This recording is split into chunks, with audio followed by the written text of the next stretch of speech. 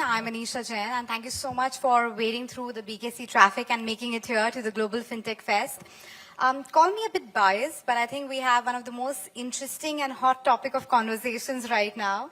And I think it was only in the infinite wisdom of the GFF organizers who probably saw it coming and kept this topic even before that monumental date of 16th August 2024, which I'm sure none of my panelists here will forget for a long time to come.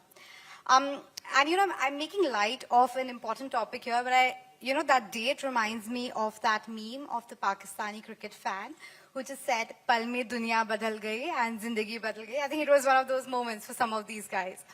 But I think we have a lot to unpeel and lots to discuss in terms of the way forward. So let's just get started.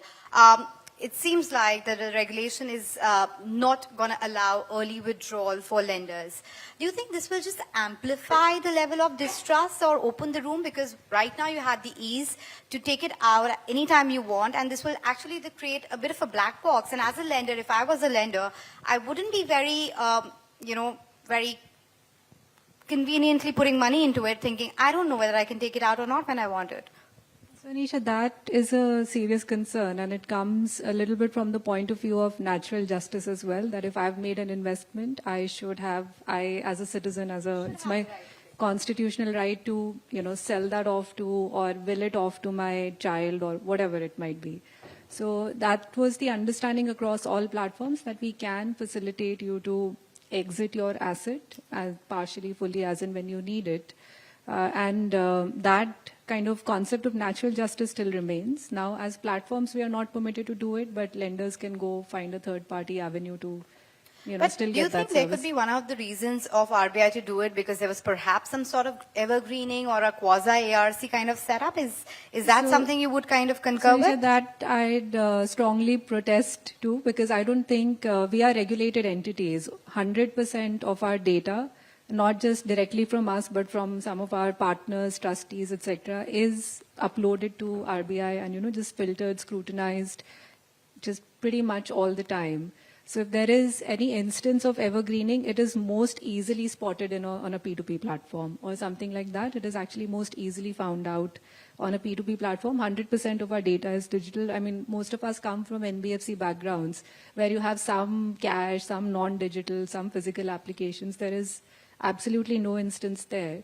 So definitely this, this new rule or new interpretation or the new guideline that you cannot do secondary exits is new, but it definitely does not stem from no complaints or no findings of evergreening or quasi-ARC behavior ever. So see, we are constantly regulated entities. It's not like the RBI comes every 2 years and does a scrutiny. They look at us every month. And just to add on to Neha's point, Anisha, right? See, liquidity and early withdrawals or secondary market are prevalent across all asset classes, whether it's real estate, equity, NCDs, bonds, etc., right? So this not being available to P2P lenders is a big roadblock. But I hope the regulator takes cognizance of it probably a year down the line or 1.5 years down the line when they probably see the sector stabilizing and open some of these features. And again, I've been repeatedly getting this notion that the P2P is probably too good to be true or the returns are constant. Let me kind of address that question once again, right? So what does mutual fund do? They give loans to corporates, right? Most of the A-rated corporates borrow at 8 to 9% because it's a bulk wholesale loan, hundreds and hundreds of crores. And why is retail loan, though it's safer, more expensive is because of the ticket size, right? So technology is exactly playing that role where they can kind of remove that cost of operations and still make the loan accessible, probably not at 8 to 9%, but probably at 15, 16%. And that's where the arbitrage for P2P lenders come, where probably instead of earning 6 to 7% in mutual funds, they have the capability to earn 9 to 10% through by way of retail loans. So the P2P was a beautiful channel, right, of a kind of lending, or is still a beautiful channel, right? Right? Yes. Sorry, it is a beautiful channel, right? So where lenders can sustainably earn 9 to 10% returns, net of 3 to 4% default, because the technology, if allowed to be used in the way it is, right, can actually give those sustainable returns to the lenders. Anisha, I'll just give a very small example to kind of elaborate or just close out what Achal is saying.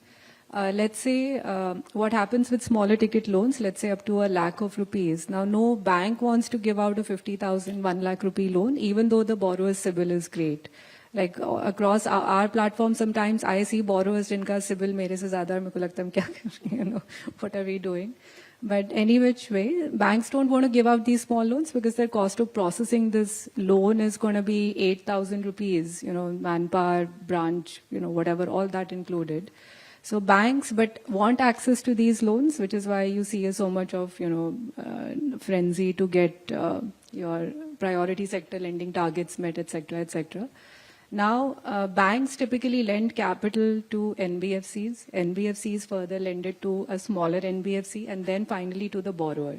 And now, because of the 1:5x leverage that we have in India, an NBFC cannot borrow capital from a bank at 10% and lend it onwards at 12% or 10%. It will necessarily lend it onwards at a minimum of 15%, a 5% NIMs right there, because you have cost of equity, you have cost of provisioning, you have the cost of managing just this transaction.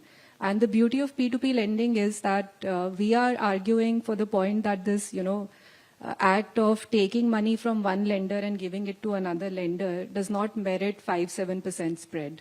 And this is where P2P lenders with technology just completely eliminate this, disintermediate this value chain. And your higher returns are not coming up because of going after higher risk borrowers. It is actually coming because of this disintermediation. So I was just trying to avoid getting into this point because we don't promote secondary market on our platform, but frankly speaking, across the world, there are so many developed markets where the secondary market is a very open market practices. So I would say the future approach could be there are certain kind of guardrails are set around how can be operated, is platform allowed to operate or some third party can operate that. That could be the best way to go around this point. However, as far as the right is concerned, or if the instrument has to become a more viable or acceptable among the lenders, possibly this route has to be added over the period of time. Fair point there. I wanted to shift focus right now and talk about the confidence from the lender's point of view again, but talk about the loss sharing bit, because again, the RBI has said that you can't provide any sort of notion of loss sharing, whether in terms of giving away discounts or kind of meeting it through your spreads. That's actually a bit counterintuitive, right? Because as a lender, I would be happy if you guys are paying it from your profits. How do you see that actually turning out to be? I don't think that's a counterintuitive. Okay.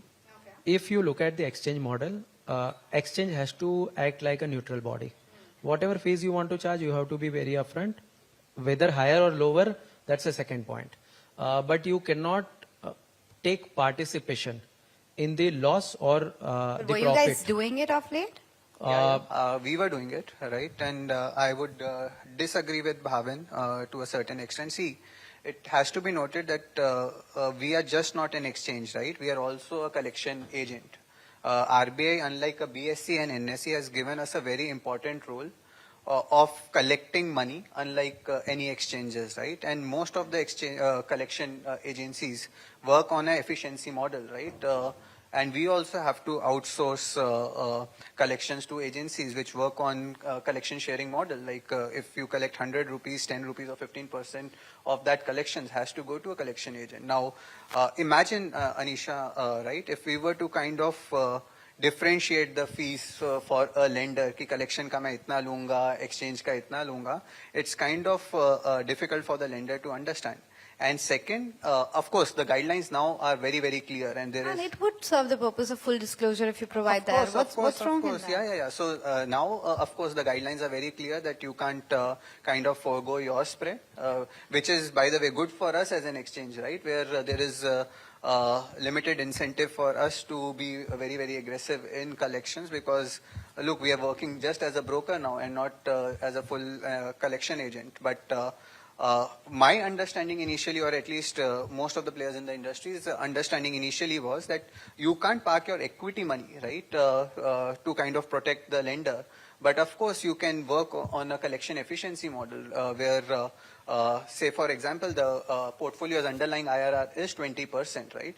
Out of that 20%, it is a bilateral arrangement between the lender and the exchange or the platform to charge fees in a particular method. Now, there is complete transparency in terms of the methodology, but obviously, since the amount is dependent on the performance, you can't just quantify the upfront amount, right?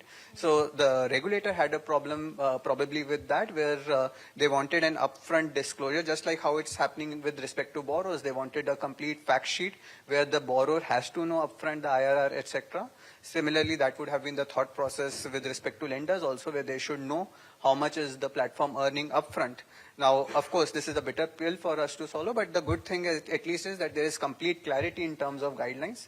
Whether that's good for the platform or the stakeholders, time will tell. So just to summarize in maybe a couple of sentences, is the model which Achal explained, I think that built confidence in the mind of investors. The model which has now come up to the industry and which should be followed as an exchange, probably build much higher trust in the mind of investors going forward. That's what I understand. But just coming to the point of collection that Achal was also talking about, that entire fund transfer mechanism, that has again been questioned for you guys, and there's going to be this T+1, because it seemed like you guys are acting as deposit-taking NBFCs when you can't be one. I understand this entire, escrow being there and all of that, but what would be your reply to that if somebody's saying that you're acting as a deposit-taking NBFC because you're not mapping it in any definite time of period? But Anisha, we are mapping it on a definite time of period. So then what's the lapse with respect to the fund transfer? Because then why are you guys complaining about the T+1 then? So the T+1 basically says that as a lender, I put in my money today. I can put in my money at 11:59 p.m. And if I don't come onto the platform and, select and approve a list of borrowers or do whatever else activity I need to do, the platform needs to return that capital the next day, T+1. And there's no market hours concept also here. Raat ko, It's not T+1 working day, by the way. yeah, it's not T+1 working day. And it's not like money is coming in only till 3:30 p.m. or something like that. None of that as well. And we are not in control of the lender's capital. It is not coming into a current account where I can, Bhavin can do an NEFT transaction. None of us can do that. The money goes to and the escrow is managed by a trustee. We only interact with the trustee. Trustee sometimes takes all holidays, at least in one of the trustees does. And, it's a great job to have if there was one. But trustee's job was to probably regulate the wholesale lending NCDs. Bonds. 500 crores, 20,000 crores. Now they'll have to, select transactions which are 5 rupees, 10 rupees. So there is a lot of resistance from the trustees on this. And again, the capital is never under our control. We only interact with the trustee to move the money. And to the trustee sitting right here, so probably you can ask them that, 5 rupees, 10 rupees to probably approve and disburse on T+1 day basis does not make a lot of sense, right? So if regulator is hearing you, and let's hope they are, what would work? T+3, T+5, 3+15? Come up with a I think it should suggestion. be at least T+5 working days, so that lender who is bringing capital to the platform gets enough time to choose the borrowers. At the same time, when money is coming back, we as a platform gets enough time to reconcile, audit the numbers, return to the borrower in case of extra repayment, or send it to the lender. So T+5 should be practical. Second thing, in India today also, so many payment gateways still work on T+3 basis. When payment gateways are allowed to work on T+3, T+2 basis, what has P2P lenders done? You tell us. They should be allowed reasonable timeline, and that's why I think that's a common industry voice, that T+1 is very harsh point. Even for And- stockbrokers, there's a quarterly settlement, right? Undeployed funds are probably settled end of quarter. Not that I'm sure, probably you can correct me, right? So I was like joking with my co-founder, right? We have a lot of well-wishers in the industry, right? So if anyone has to screw with us, they can just put the money in the escrow and probably wait for it to be deployed. If it's undeployed, you're automatically within the rules of violation. That does give me good ideas.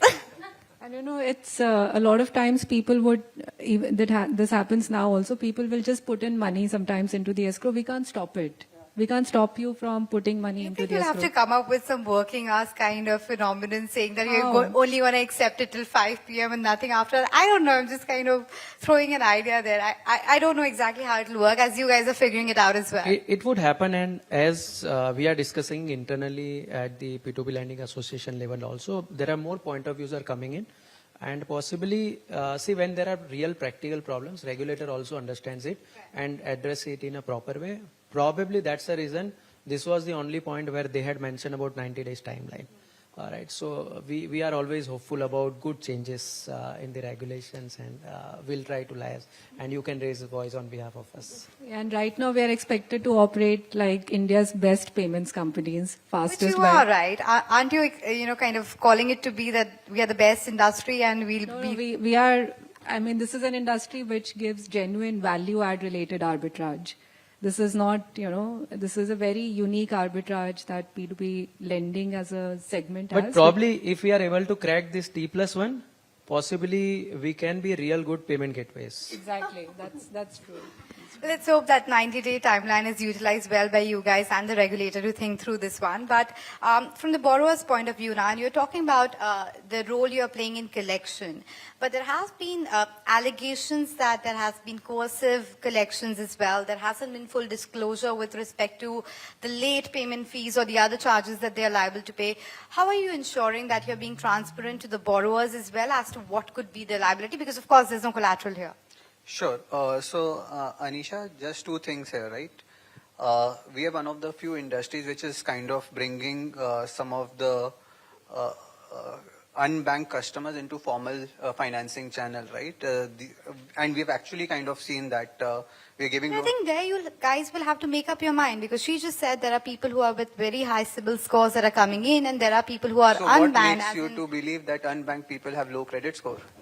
Okay, Yeah, fair enough. Right. So Wouldn't they not have history they are enough? not given an opportunity, right? And that's where the P2P kind of gives them an opportunity to kind of being in the formal channel of finance. See, no one wants to give loans to borrowers with bad credit scores, but obviously people with new to credit history, right? If they are being brought into a formal financing channel, why not, right? So these are the guys which were erstwhile borrowing at probably much higher returns from informal money lenders or loan sharks, which much more coercive methods. Here we are in an industry which is probably regulated by RBI, and RBI takes very strict cognizance of any coercive methods to kind of recover the money, right? So, and every borrower has a grievance readdressal mechanism, and RBI is leaving no stone unturned through some of the best brand ambassadors to kind of make sure that we are being penalized for any wrong actions that we do, right? And also the digital lending guidelines which came back in 2020 are a game changer, right? Where every regulated platform has to be very upfront with the disclosures they are making in terms of the rate of interest which they are charging, kind of combining processing fees plus the underlying IRR into a proper annualized percentage rate, what they call as APR. So it's very difficult to kind of say that we are charging hidden charges or mis-selling products, right? We are not even allowed to sell anything apart from loans, the banks and all may be selling mutual funds or life insurances without a license. And P2P technically can't even do that. With respect to coercive methods, yeah, so everyone has that access to the CEPC, the Consumer Education Protection Cell, to kind of raise their grievances.